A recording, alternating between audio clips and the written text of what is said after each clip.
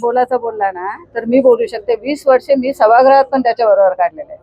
पण त्याच्यामुळे उलट डोंबिवलीचे जर नुकसान झाले ना तर आम्ही सांगतो त्याच्यामुळे झालंय.